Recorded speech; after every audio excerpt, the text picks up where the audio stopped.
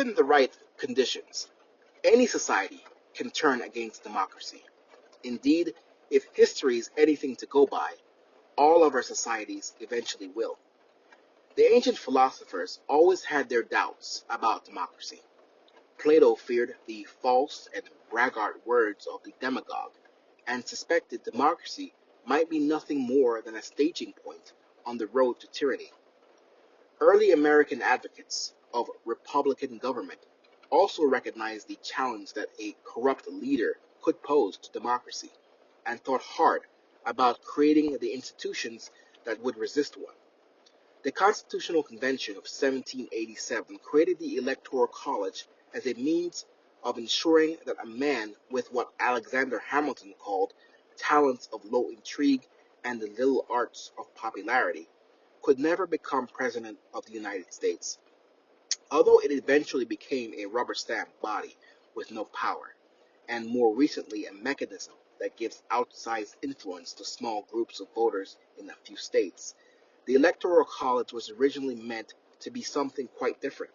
It was designed as a kind of review board, a group of elite lawmakers and men of property who would select the president, rejecting the people's choice if necessary, in order to avoid the excesses of democracy.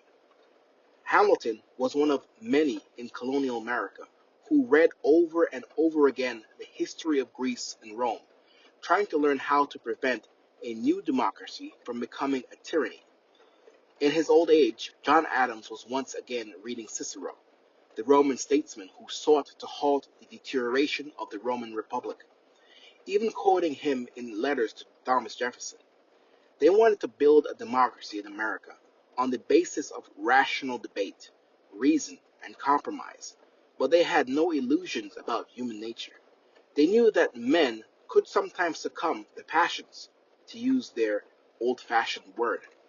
They knew that any political system built on logic and rationality was always at risk from an outburst of the irrational.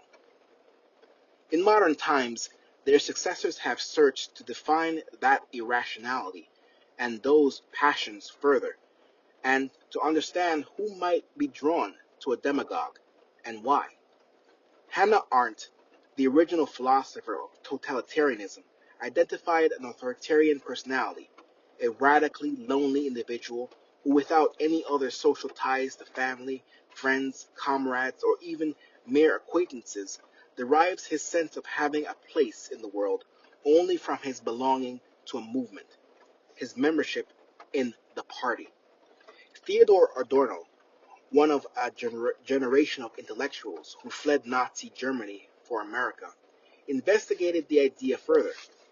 Influenced by Freud, Adorno sought to find the source of the authoritarian personality in early childhood, perhaps even in repressed homosexuality.